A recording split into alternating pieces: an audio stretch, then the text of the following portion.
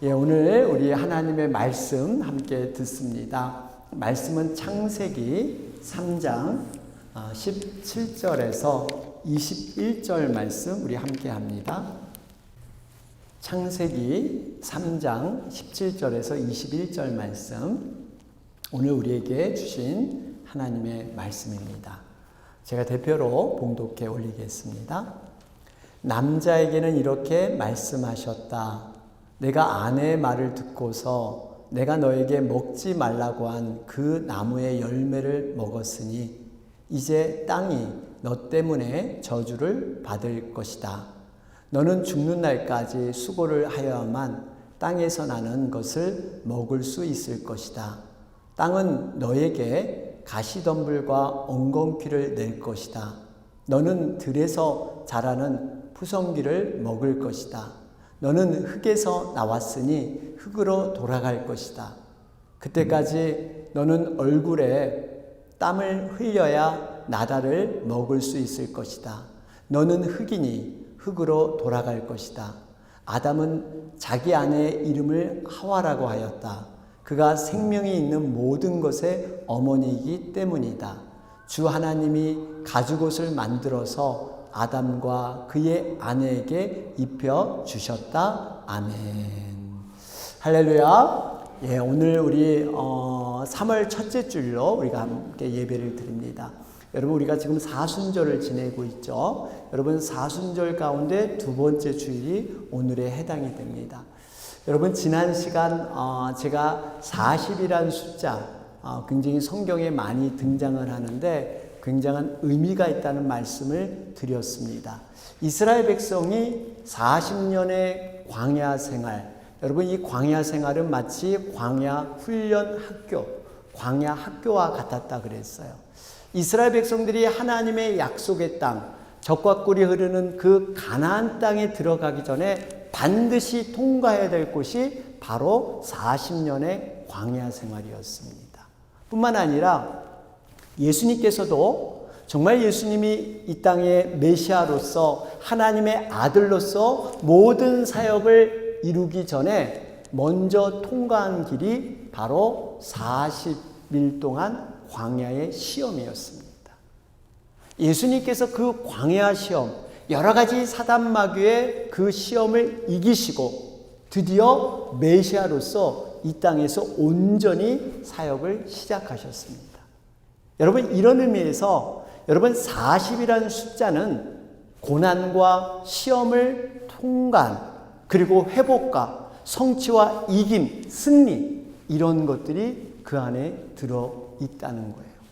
결국 이 40이라는 숫자는 이 고난, 시험을 통과하고 어떤 성취를 하고 이김을 갖고 승리를 보여준 그러한 상징적인 의미가 40에 있는데, 그 40과 같은 상징적인 의미가 바로 십자가입니다. 여러분, 십자가는 40이라는 숫자의 의미처럼 여러분 고난, 죽음 이런 걸로 시작을 했어요.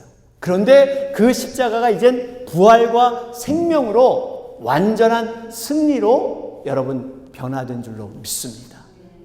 바로 이런 의미가 있기 때문에 40일 사순절에는 저 십자가를 우리가 자꾸 바라보면서 묵상하며 십자가를 통해서 우리 주님의 은혜를 받는, 이것이 바로 사순절의 의미입니다. 여러분, 그러면서 우리가 십자가를 보면 이 십자가의 죽음, 이 죽음을 묵상하는 가운데 우리가 구약을 보면 왜 하나님께서 왜 잔인하게 동물을 죽여서 하나님께 제물로 바치라고 했는가? 왜 이 제사 방법을 하나님은 요구하실까? 그러면서 정말 이 구약에 이 동물을 바치는 이 방법이 과연 저 십자가와는 어떤 연관이 있는가? 십자가의 죽음과 보혈의 피와는 어떤 관련이 있는가를 한 번쯤 우리가 생각해 봐야 합니다. 여러분들은 어떻게 생각하세요? 과연 구약에서 동물을 죽인 거와 지금 우리가 말하는 이 십자가의 은혜, 십자가의 그 의미를 여러분 어떻게 생각하세요? 분명히 하나님의 뜻이 있어서 이것을 성경에 기록해 놓으셨습니다. 오늘 그 본문이 그 이유를 설명해 주는 본문 가운데 하나입니다. 여러분, 오늘 본문은 사실 신학적으로 굉장히 많은 얘기를 할 수 있는 이러한 본문의 말씀이에요. 설교를 해도 굉장히 많은 교훈과 깨달음을 줄 수 있는 이러한 말씀인데, 제가 이제 시간 관계상 다 말씀을 드릴 수 없고 몇 가지 중요한 교훈을 여러분 함께 나누고자 합니다. 우선 오늘 본문의 스토리를 보면요, 어떤 내용이 담겨져 있습니까? 하나님께서는 아담에게 에덴 동산을 만들어 주면서 동산 안에 있는 모든 나무의 실과는 먹어도 되지만 단 내가 지정한 이 선악과만은 결코 따먹지 말아라. 그러면서 먹는 날에는 정령 죽으리라. 이런 말씀을 해 주십니다. 이 말씀은 하나님의 명령인 동시에 하나님과의 약속이기도 해요. 여러분, 이 말씀은 우리가 단순히 먹지 마라 하는 어떤 행위를 금지하는 그 강조적인 측면보다 하나님과의 관계에서 비롯된 배려된 약속이었어요. 제가 방금 명령인 동시에 약속이라 그랬는데, 여러분, 명령이라는 것은 하나님과의 관계에서, 여러분, 하나님은 어떤 분이세요? 창조주세요. 모든 것을 만드시고 모든 것의 주인이 되신 하나님, 그 하나님과 아담과 하와는 피조물로서 하나님과 피조물의 관계를 통해서 명령해 주신 그 말씀이 바로 여기에 포함되어 있습니다. 그러면서 이것은 단순히 무엇을 하라 마라 하는 강제적인 명령보다 아버지가 아들을 위한 사랑의 배려가 이 안에 들어있다는 사실이에요. 이것이 약속이에요, 약속. 여러분, 우리가 이 말씀을 많은 분들이 질문을 합니다.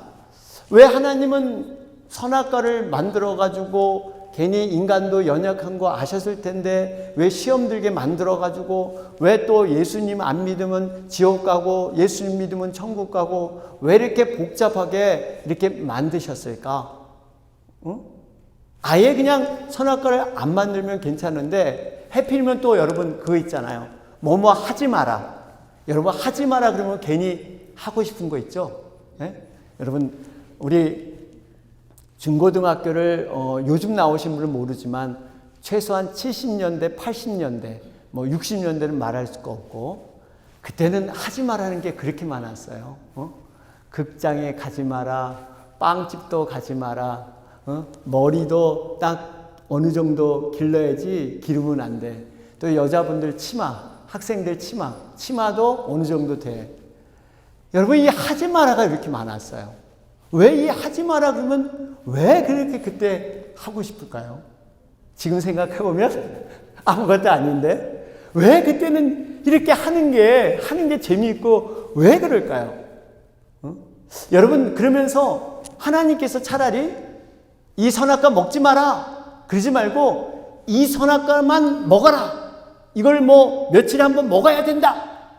먹어야 돼. 이 먹어야 된다로 강조를 하면 하지 먹지 마라보다 그냥 먹어라. 먹어라. 그러면 어땠을까? 여러분 이런 생각을 뭐 이렇게 저렇게 다 해볼 수가 있죠. 여러분 이러한 질문에는 우리가 두 가지를 생각해 볼 수가 있습니다. 하나는 이 선악과를 먹지 마라 하는 것은 어떤 배경에서 나왔는가 이거예요. 여러분 사실 하나님께서는 에덴 동산을 창조하신 후에 모든 나무의 실과는 마음껏 먹어라. 실컷 먹어라. 너가 먹고 싶은 대로 다 해라. 마치 이 아담을 에덴 동산의 주인인 것처럼 모든 자유를 주셨어요. 그래서 아담은 잠도 마음대로 자고 뭐 자기가 사자를 데리고 놀든 말든 나무에 올라가든 말든 아무 하나님은 상관하지 않으셨습니다. 네 마음대로 해. 네가 이거 관리하고 네가 다 알아서 해. 그런데 이 선악과 하나만은 안 돼. 이런 얘기를 하셨어요. 이게 하나님의 큰 잘못이에요. 다른 건 다 되는데 이거 하나만 안 돼. 여러분 하나님을 기억할 때 우리도 조심해야 될 부분요. 하나님께서 우리에게 주신 것, 베푸신 것, 허락하신 것, 좋은 것, 이런 게 굉장히 많은데 뭐 안 돼, 부족한 거, 나에게 없는 거, 여기에 생각이 글로 꽂혀버리는 거예요. 하나님께서 9을 다 주셨는데 한 가지만 부족하는데 그 9에 대한 감사와 고마움은 없고 한 가지 부족한 거 하지 마라. 여기에 그냥 마음이 다 휩싸여 버리는 거예요. 여러분, 우리의 삶 가운데 부족한 것보다, 없는 것보다 나에게 주신 것, 나에게 정말 베푸신 은혜, 여러분 이것을 먼저 생각해야 될 줄로 믿습니다. 그러면서 여러분 이 하지 마라라고 했을 때 제가 방금 말씀드린 학창 시절에 이것을 하는 것, 물론 호기심일 수 있지만 엄히 말하면 이것도 인간의 죄성이 포함되어 있습니다. 이런 말 들으면 어떤 분은 그래요. 학창 시절에 다 그렇지 뭐, 다 남들도 그랬고 뭐 그게 하나 추억이지. 그렇게 얘기를 하세요. 근데 사실 맞는 말씀이긴 한데 여러분, 우리가 하지 마라라는 것은요, 괜히 더하고 싶은 경향이 있는 것, 이 자체가 원죄 때문에 그렇습니다. 죄예요, 죄. 여러분, 우리 어린아이들 키워보면 알잖아요. 아이들요, 하지 마라 그러면 괜히 더 하려는 경향이 있어. 이거 주전자 뜨거우니까 만지지 마. 그러면 애들은요, 호기심이 딱 생깁니다. 그래서 기어이 그 뜨거운 주전자를 만져봐야 돼. 기어이 만져봐서 뜨겁다는 거 알아요? 그 다음부터는 절대 안 만집니다. 그러니까 부모님이 어떨 때는 가만 모른 채, 그래 한번 만져봐라. 그래야 네가 안 만지지. 예? 여러분, 우리가 어린아이가 무슨 뭘 가르쳐줬어요? 근데 본성적으로 어떤 말에 거부하려고 하는 이런 호기심, 여러분 이런 호기심이 있습니다. 여러분, 이 호기심을 사탄이 노린 겁니다. 여자를 접근해서 호기심과 또 교만을 자극했죠. 너가 눈이 밝아져서 하나님처럼 될까봐 하나님이 그거 못 먹게 한 거야. 이런 식으로 그래놓고 거짓말까지 보탭니다. 너 먹어도 안 죽어. 걱정하지 마. 먹어. 여러분, 우리가 이 사탄 마귀는 항상 우리가 기억해야 할 것이 본질. 여러분, 하나님께서 이 선악과 먹지 말라 한 거는 선한 약속이었어요. 그런데 그 본질을 모르고 비본질에 딱 마음을 두게 해서 넘어지게 만드는 것. 여러분, 이것이 사탄의 전략입니다. 여러분, 우리가 이 자녀들도 키워보면요, 어떤 중학생이 있습니다. 이 중학생이 어떤 요즘 나오는 그 게임, 그 컴퓨터 게임에 완전히 빠져버렸어요. 그러니까 얘가 월요일부터 일요일, 주일까지 그냥 컴퓨터 게임에 아주 묻혀 사는 거예요. 이것을 보다 못한 내 엄마가 하루는 부르죠. 야, 너 내 말 잘 들어. 이제부터 너가 컴퓨터 게임은 학교 갈 때 주중에는 할 수 없어. 그러나 금요일 이후에 학교 갔다 와서 토요일, 일요일 이때는 네 마음껏 해. 그런데 학교 다닐 때는 숙제하고 바쁘니까 절대 컴퓨터 게임 하지 마. 너 약속해? 그리고 도장을 꽉 찍는단 말이에요. 그래서 얘가 이제 주말에만 컴퓨터 게임 하려고 그러는데 어느 날 주중인데 학교에 갔다가 오니까 친구에서 전화가 띠리링 오는 거예요. 야, 아무개야. 야, 내 지금 게임하고 있는데 이리 들어와. 이 게임 너무 재밌어. 너 누구 알지? 걔 아무개도 와. 지금 너무 재밌어. 빨리 들어와. 그럴 때 이 학생은 어떻게 대답합니까? 말도 마. 우리 엄마는 일주일 내내 컴퓨터 컴자도 그 앞에 못 가게. 우리 집은 컴퓨터 자체를 일주일 내내 절대 하지 못하게. 야, 이게 말이 되냐? 이게 공산당이지? 이게 말이 돼? 이런 식으로 고백을 한단 말이에요.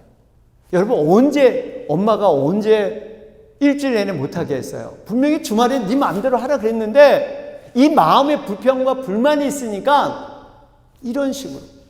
여러분, 뱀이 이렇게 유혹할 때 바로 하와가 거기에 넘어간 거예요. 그 본질을 붙잡지 못했기 때문에 여기에 넘어간 겁니다. 여러분, 하나님께서 분명히 왜 이러한 약속을 주셨냐면요, 약속의 내용을 통해서 상대방을 기억하게 하는 기능이 약속에 있기 때문에 그렇습니다. 여러분, 내가 오늘 몇 시에 누구 만나? 그러면 그 약속을 기억하면요, 상대방을 떠올리면서 상대방을 생각하게 되어 있어요. 그러니까 선악과는 아담이 먹고 싶은 욕구를 누르고 참으라고 이런 것이 아니라 하나님을 기억하라는 거예요. 이 선악과를 지나갈 때마다 나는 혼자가 아니야. 우리 하나님이 이 좋은 걸 주셨지? 하나님은 우리의 정말 아버지와 같이 따뜻한 분이야. 나를 돌봐주시고 나를 늘 인도해 주시고 이 모든 것들을 다 조성해 주셔서 나를 도와주신 분이야. 이걸 기억하라는 거예요. 이 관계가 누가 행복해요? 바로 인간이. 여러분, 하나님이 이거 관계한다고 좋을 건 없어요. 왜냐하면 만약에 하나님이 애초에 복종하고 만약에 정말 무조건 따르기만 한다면 로봇처럼 우리를 만들었을 거예요. 여러분, 자유의지를 안 주고 그냥 내가 시킨 대로 해, 이렇게 만드셨을 거예요. 그런데 하나님은 우리에게 자유의지를 주셔서 스스로 선택해서 하나님을 따르도록 우리를 만든 거예요. 이게 하나님의 사랑이 때문인 줄로 믿습니다. 우리를 사랑했기 때문에 이렇게 만든 거예요. 여러분, 그리고 약속이란 측면은요, 하지 말아라는 것이 굉장히 임팩트입니다. 굉장히 임팩이 있어요. 하라는 것보다 하지 말라는 것이 더 기억에 남을 수가 있어요. 한번 예를 들어 볼까요? 여러분, 어떤 분이 이 음식은 건강에 너무 좋은 거야. 이거는 건강의 보양식이고 이거 먹으면 뭐가 좋아진대. 여러분, 이렇게 하는 이 음식의 이름보다 이거는 먹으면 절대 안 돼. 너 이거 먹으면 건강을 다 해치고 정말 너 자칫하면 죽음의 사망에 이를지도 몰라. 이거는 절대 먹으면 안 돼. 어느 것이 더 기억에 여러분들 남습니까? 어느 게 남아요? 먹지 말라는 거? 네. 어떤 분은 건강에 좋은 거? 네. 저는 건강에 좋은 거가 나올 것 같습니다. 그렇죠. 이런 분이 꼭 있어요. 우리 앞으로 100세 동안 장수할 줄로 믿습니다. 네. 이런 분이 꼭 있어. 건강에 좋은 것만. 아니, 근데 긍정적인 생각이세요. 긍정적인 생각. 건강에 좋은 것만. 네. 근데 보통 분은 이거 먹으면 내 몸이 완전 해롭고 죽음에 이를 수 있다면 그거는 기억해서 거부하죠. 어떻게 보면 하지 말라는 것은요, 굉장히 하나님께서 기억을 오래 남고 강한 임팩을 줘서 기억하게 하시는 그런 의도가 있지 않을까. 저는 그렇게 혼자 생각을 해봅니다. 혼자 묵상해봐요. 어쨌든 간에 여러분, 하나님께서 선악과를 통해서 약속은요, 하나님과 아담 관계, 정말 먹지 말라고 함을 통해서 창조주 하나님과 이 아들과 아버지의 관계로 하나님은 서기를 원하셨던 거예요. 그런데 그것이 무너지기 시작한 거예요. 여러분, 하나님께서 사실 아담에게 배려한 것이 너무너무 많습니다. 그 중에 하나가 아담을 하나님의 대리자, 이 에덴 동산을 관리하는 사람으로 이렇게 위임시켜 줬어요. 그 중요한 증거가 하나님이 모든 천지 만물, 자연을 다 창조하시고 그 이름을 누구한테 짓게 했어요? 바로 아담에게. 하나님이 질 수 있지만 아담에게 모든 위임권, 여러분, 이름을 짓는다는 것은 소유권을 의미하고 있습니다. 그래서 우리 동양 문화나 세계 많은 나라 보면 이름을 누가 짓냐면요, 그 부모님이나 할아버지, 할머니, 이름을 함부로, 자기 자녀 이름을 함부로 짓는 게 아니에요. 그 부모나 할아버지, 할머니가 짓잖아요. 내가 낳은 자식이다, 이런 뜻이에요. 여러분, 얼마나 우리를 사랑해 주셔서 정말 모든 걸 관리하고 다스릴 수 있도록 네가 이것을 다스리기 좋게 이름을 지라고까지 이렇게 우리에게 모든 걸 해주신 분. 그런데 안타깝게 어떻게 됩니까? 바로 사탄의 유혹을 받아서 죄를 짓게 되는. 그리고 아담은 누구의 유혹을 받을까요? 본문의 17절 말씀을 볼까요? 여기 보니까 남자에게는 이렇게 말씀하셨다. 내가 아내의 말을 듣고서. 아담은 누구의 유혹에 빠졌어요? 아내들이요. 여자분들이요. 어쨌든 여러분, 이런 유혹에 빠져서 이렇게 죄를 짓는 이런 경우가 있습니다. 여러분, 우리가 이 피조물인 대표자인 이 사람이 타락하게 되니까 어때요? 온 우주 만물, 모든 창조물, 피조물이 다 타락하게 됩니다. 자연이 타락하게 돼요. 여러분, 자연의 회복은 결국 우리 사람이 회복할 때 가능하게 될 줄로 믿습니다. 18절 말씀 보세요. 여기 보니까 땅은 너에게 가시덤불과 엉겅퀴를 낼 것이다. 너는 들에서 자라는 푸성귀를 먹을 것이다. 여러분, 사실 인간이 타락하게 되니까 온 피조물도 덩달아 타락하게 되는, 정상적인 열매를 맺지 못하고 이상한 것들이 자라나게 되고, 사자가 예전에는 너 거기 있어, 구석에 가만히 있어, 그런 말을 들었는데 이제는 사자가 덤비기 시작하는 거예요. 여러분, 그래서 자연의 회복은 우리가 무엇을 열심히 하는 것도 의미가 있지만 사람이 온전히 구원되고 회복할 때 이 모든 자연도 회복되게 될 줄로 믿습니다. 그러면서 19절 말씀을 보시면 저는 이 19절 말씀 가운데 너무나 깊은 감명을 받았어요. 제가 성경을 처음 봤을 때 사람이 흙에서 나왔으니 흙으로 돌아갈 것이다. 너는 흙이니 흙으로 돌아갈 것이다. 저는 이 말씀을 읽는데요, 정말 해머로 머리를 맞은 듯한 큰 깨달음이 오더라고요. 왜 사람들을 땅에 묻는가? 왜 사람들을 화장시켜 죄로 뿌리는가? 여러분, 이거를 성경에 답이 있더라고요. 답이. 우리가 흙이니까 흙으로 돌아가는구나. 원래 흙이었구나. 여러분, 사람이 죽으면 흙이 되는 거예요. 뼈가 다 없어요. 흙으로 되는 거예요. 그러면서 한 가지, 여러분, 이 사람의 존재에 대한 현재성을 너무나 확실히 이 말씀을 통해서 깨닫게 됩니다. 여러분, 우리는 하나님의 영, 성령이 없으면 바로 흙과 같은 존재입니다. 흙은 먼지가 모여서 쌓이는 거예요. 하나님의 영이 없으면 우리는 짐승보다 못한 흙과 같은 존재예요. 여러분, 그래서 옛 어르신 말이 딱 맞아요. 어떻게 짐승보다 못하냐, 네가. 사람이 어떻게 짐승보다, 여러분, 사람이 짐승보다 못할 수 있습니다. 하나님의 영이 없으면, 성령이 없으면. 여러분, 우리가 정말 우리 자신의 분명한 모습을 볼 수 있어야 합니다. 먼지와 같은 인생, 바람에 날려서 사라질 인생이 주님으로 인해서 우리가 영원한 생명을 얻고 영원한 천국을 소유했다. 여러분, 이것이 우리에게 진정한 감사가 되는 줄 믿습니다. 우리의 인생은 안개처럼 왔다가 바람처럼 사라져버릴 그런 인생들인데 영원한 생명을 우리에게 허락해 줬단 말이에요. 우리가 무엇이 간데 영원한 생명. 여러분, 이건 진정으로 우리에게 가장 큰 감사고 가장 큰 행복이 되는 줄 믿습니다. 자, 그러면서 여러분, 창세기 3장을 보면 두 가지의 옷이 비교로 나옵니다. 하나는 아담이 범죄함으로 말미암아 스스로 만들어 지어서 입은 옷과 하나님이 입혀준 옷, 두 가지가 나와요. 창세기 3장 7절 보세요. 여기 보니까 그러자 두 사람이 눈이 밝아져서 자기들이 벗은 몸인 것을 알고 무화과 잎으로 치마를 엮어서 몸을 가렸다. 창세기 3장 21절을 보면 주 하나님이 가죽옷을 만들어서 아담과 그의 아내에게 입혀주셨다.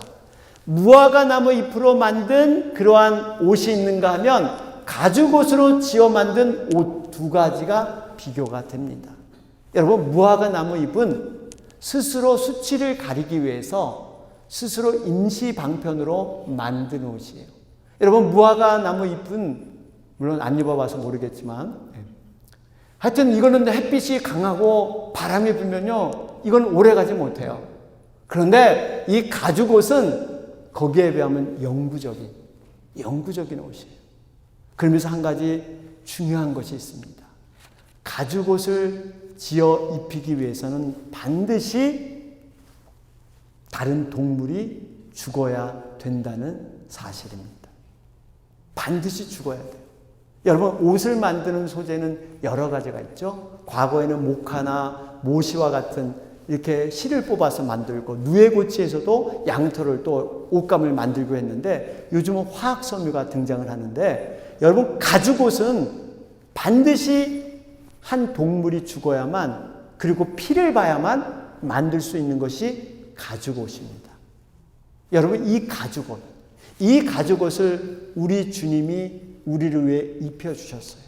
여러분, 옷이라는 것은 인격과 품위를 나타내잖아요. 정말 우리가 옷을 입다가 갑자기 옷이 벗겨지고 옷이 찢어지면 여러분 그 수치를 빨리 가리잖아요. 여러분, 그 부끄러움을, 죄로 말미암아 인간이 부끄러움과 그 수치를 접하니까 우리 주님이 바로 그 수치를 가죽옷을 지어 입혀서 가려준 줄로 믿습니다. 이것이 우리 하나님께서 우리를 향한 약속이세요. 내가 너를 앞으로 죄와 사망으로 그 어두운 그 수치를 내가 분명하게 가려줄 것이다. 그게 바로 예수 그리스도이신 줄로 믿습니다. 예수님께서 우리의 죄의 수치를 가려주셨어요. 이사야 1장 18절 말씀을 볼까요? 여기 보니까 주님께서 말씀하신다. 오너라 우리가 서로 변론하자. 너희의 죄가 주홍빛 같다 하여도 눈과 같이 희어질 것이요 진홍빛 같이 붉어도 양털같이 희어질 것이다.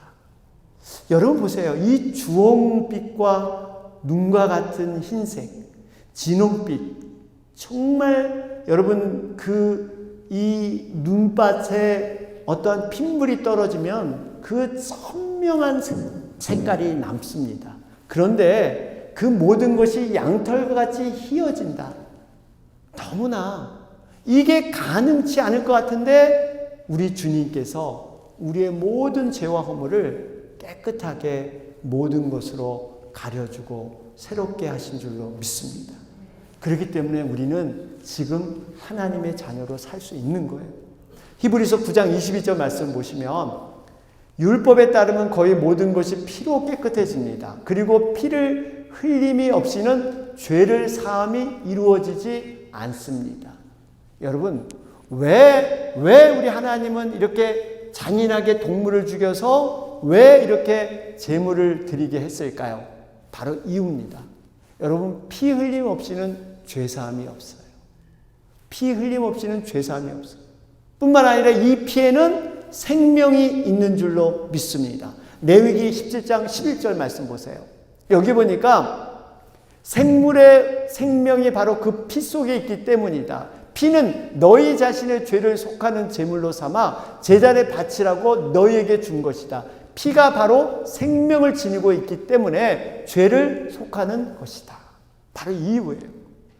피가 생명을 갖고 있고 이 피는 죄사함에 쓰이기 때문에 예수님께서 결국엔 어린 양, 제물로 십자가에 돌아가실 수밖에 없는, 예수님이 십자가에 돌아가신 건요, 이미 구약 때부터 인간이 타락한 시작부터 하나님께서 계획하신 일이었어요.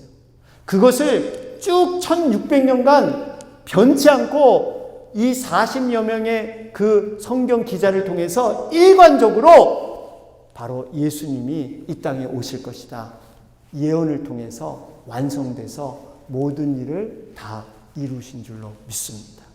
여러분, 이 방법이 뭐예요? 대신 죽었다는 거예요. 우리가 죄값을 치러야 하는데 대신 죽음, 바로 대속. 이 대속을 통해서 모든 것들을 완성해 주셨어요. 성경에는 이 대속의 원리가 여러 군데 많이 기록되어 있어요. 두 군데만 찾아보면 창세기 22장에 보면 어떤 내용이 나와요? 모리아 산으로 아브라함이 독자 이삭을 제물로 바치러 가지 않습니까? 그랬더니 이제 됐다. 내가 너 진심을 안다. 정말 너가 나를 사랑하는 줄 안다. 그러면서 어때요? 숯불 속에 양을 숨겨놔서 대신 바치게 합니다. 여러분, 이스라엘 백성들이 애굽에서 출애굽할 때 어린 양을 잡아서 피를 문설주에 바르게 되죠. 죽음의 사자가 이 애굽 전역을 돌고 있는데 피가 묻어있는 집은 패스오버.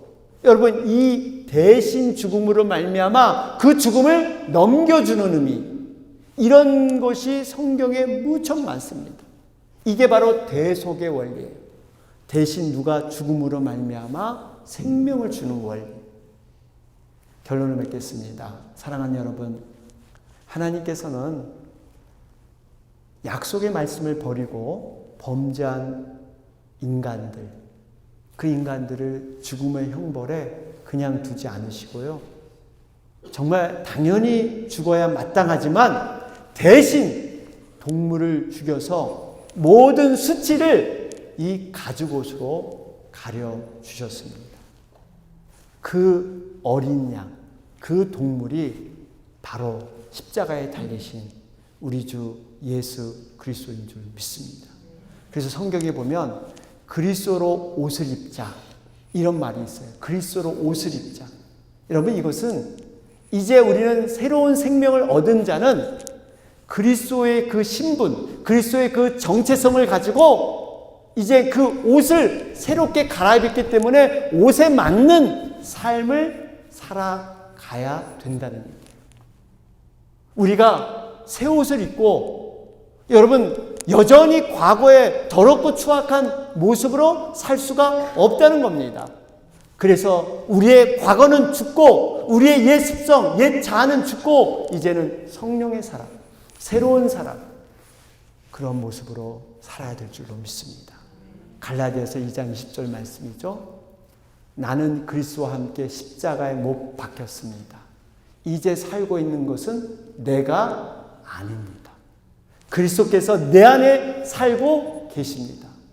내가 지금 육신 안에서 살고 있는 삶은 나를 사랑하셔서 나를 위하여 자기 몸을 내어주신 하나님의 아들을 믿는 믿음 안에서 살아가는 것입니다. 이 말씀의 고백이 우리 모두의 고백이 되시기를 주님의 이름으로 축원합니다. 사순절을 통해서 가죽옷을 지어 입혀주신 그 하나님의 한량없는 은혜, 우리가 십자가를 보면서 그 아름다운 희생과 사랑을 발견하는 우리 모두 되시기를 주님의 이름으로 축원합니다. 아멘.